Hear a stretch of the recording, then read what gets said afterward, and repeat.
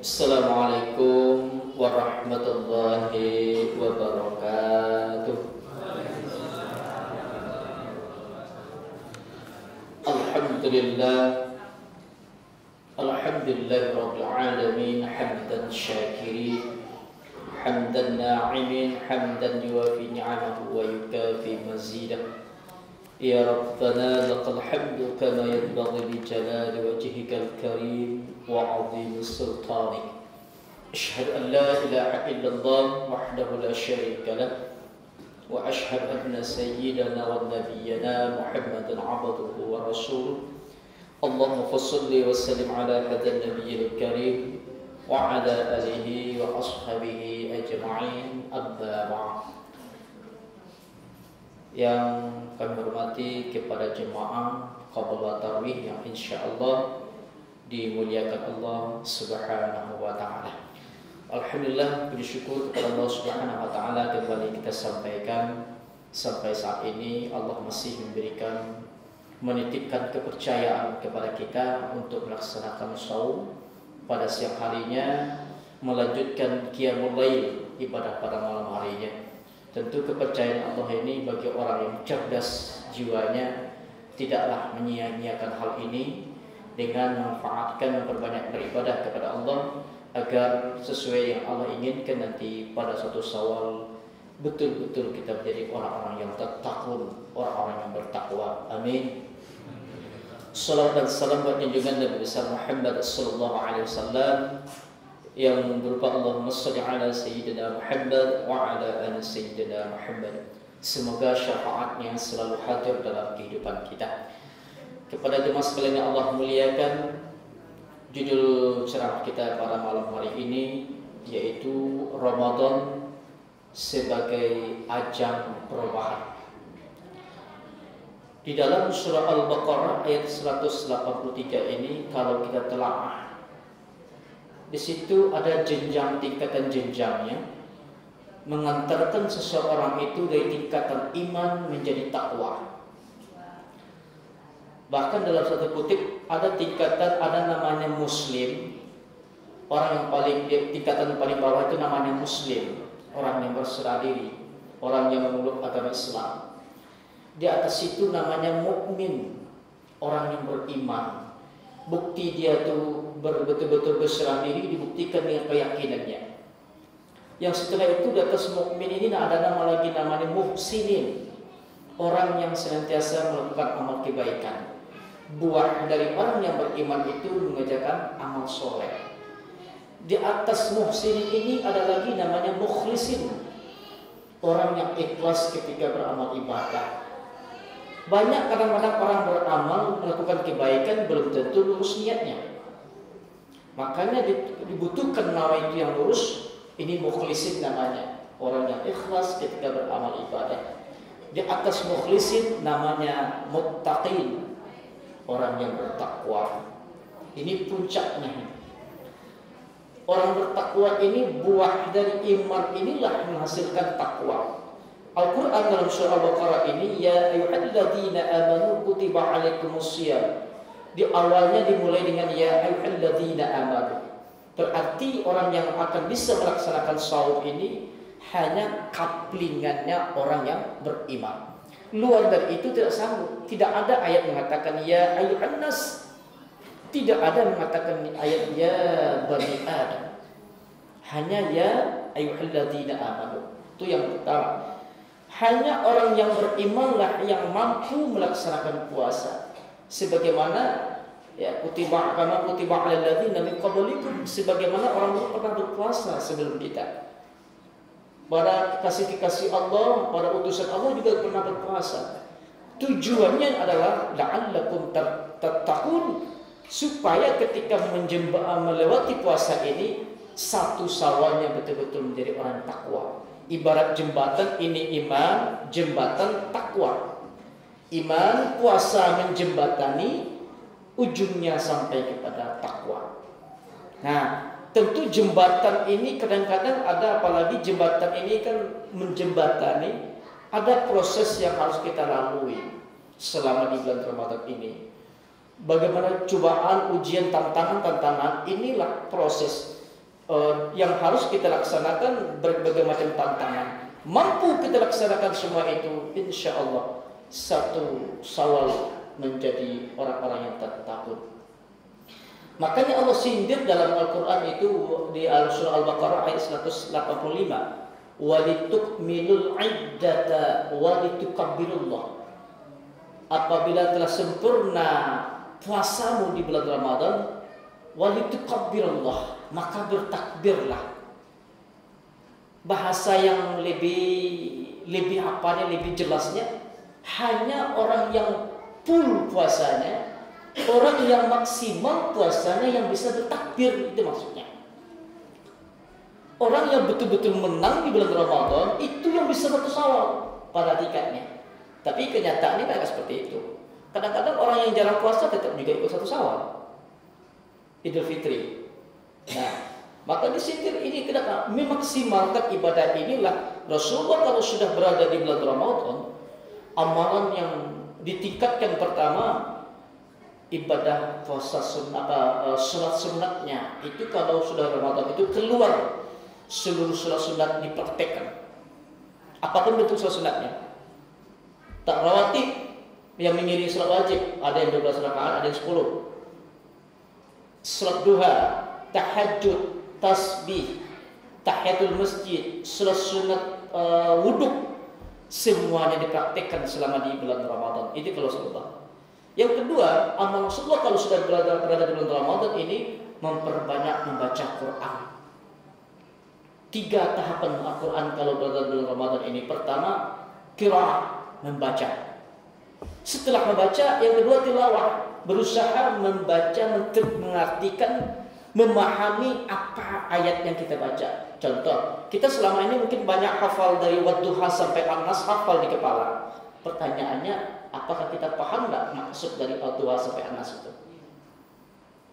Belum paham. Nah, di bulan Ramadan kesempatan untuk mempelajarinya. Oh, ini maksudnya. Yang ketiga tahapannya itu adalah hafiz, menghafal Quran. 3. Kalau semua kalau sudah di Ramadan membaca, menerjemahkan, memahami isi kandungannya. Yang ketiga menghafalnya. Bahkan resep para penghafal Quran ternyata yang paling dahsyat lagi penghafal Qurannya 10 terakhir Ramadan. Dipicu untuk menghafal Quran, Pak. Apalagi yang kami yang tua-tua ini sudah payah, Ustaz. Ya. Apa yang membuatnya susah payahnya? Memori kami sudah error. Kadang-kadang dapat awal hilang ujung, dapat ujung hilang tengah. Ya, makanya tidak ada masalah kita berusaha menghafal Al-Quran. Masalahnya nanti mohon maaf bagi orang yang tua-tua, sempat nanti matanya tidak bisa lagi melihat, telinga tidak bisa lagi mendengar. Sekarang apa yang mau dibicarakan? Kalau orang sudah banyak hafal beberapa ayat hafal, sibuk dengan menghafal ayat di masa tuanya. Itu salah satu orang yang hafal Quran itu menghilangkan penyakit pikun. Kalau bahasa Minangnya didi. Ya.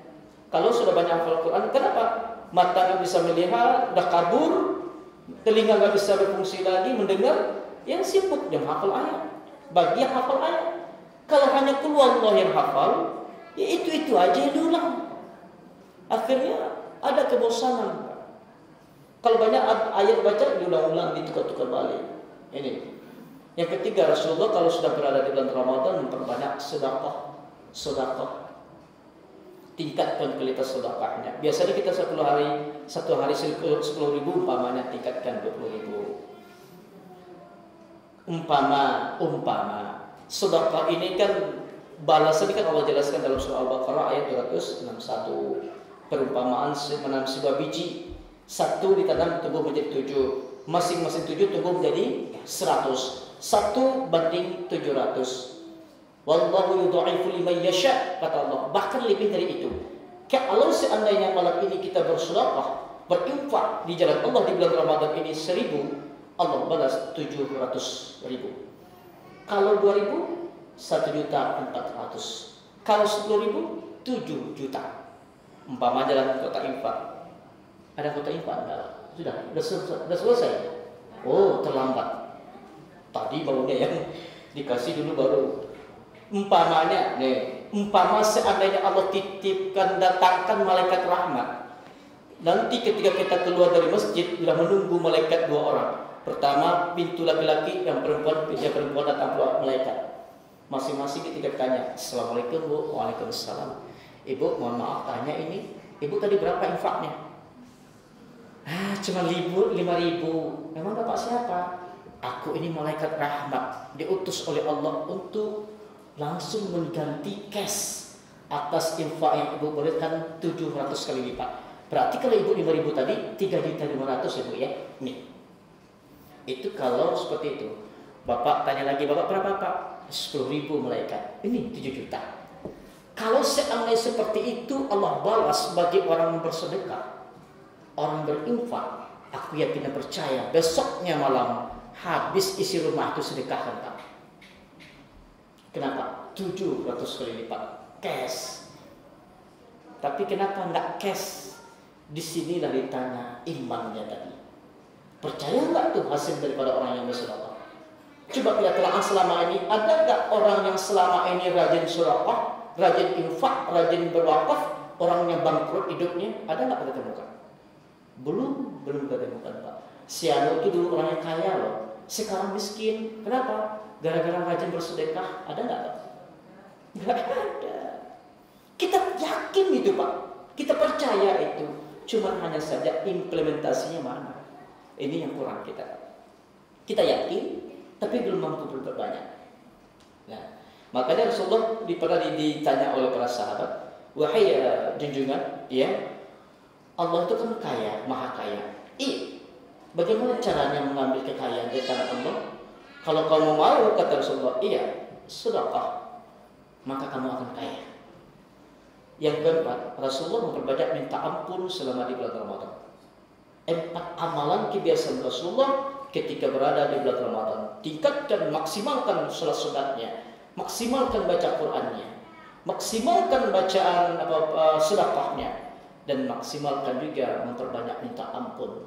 Ini dengan hal inilah mudah-mudahan insya Allah kalau kita bisa picu dengan itu, insya Allah 1 Syawal bisa kita raih gelar yang Allah berikan nanti ketika kita wisuda pada 1 Syawal, mendapatkan gelar takwa itu, orang yang bertakwa. Terakhir kita mengambil kesimpulan, karena Ramadan ini adalah sebagai ajang perubahan, kita belajar dari puasanya 2 makhluk Allah yang berpuasa. Ternyata yang berpuasa ini kan bukan manusia saja Pak. Makhluk Allah selain puasa manusia itu ada berpuasa. Apa yang pertama berpuasa? Ular Pak. Ular itu berpuasa. Ketika ular mendapatkan stok makanan yang banyak, dia menyendiri Pak. Nanti dia berpuasa, setelah itu nanti setelah ganti berpuasa, dia berganti kulit. Berganti kulit puasa, ularnya. Cuman ada menjadi catatan tersendiri, ada beberapa item menjadi catatan bagi kita kalau puasa ular. Pertama, sebelum ular itu berpuasa, namanya ular. Setelah selesai berpuasa, tetap namanya ular. Yang kedua, sebelum ular itu berpuasa, bentuknya menjijikkan. Selesai berpuasa, tetap juga sama. Setelah berganti kulit, tetap menjijikkan. Yang ketiga, ular termasuk binatang predator, pemangsa.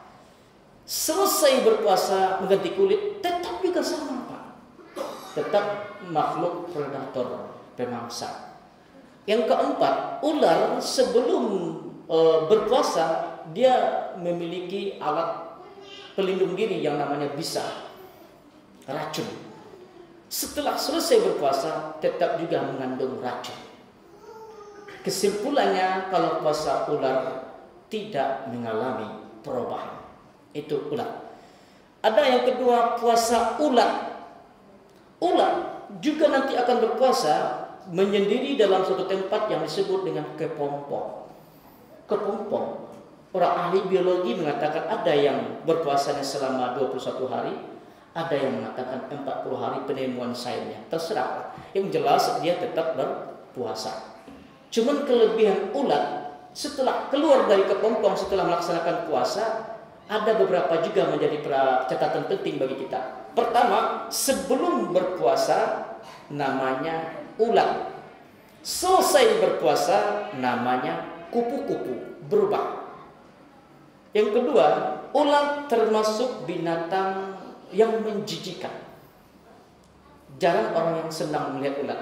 Ya Pak ya? Ya. Ada nggak orang yang senang melihat ulat Pak? Nampak ulat, waduh cantiknya ulat. Jarang. Ya. Tapi setelah berpuasa keluar dari kepompong menjadi seekor kupu-kupu yang indah.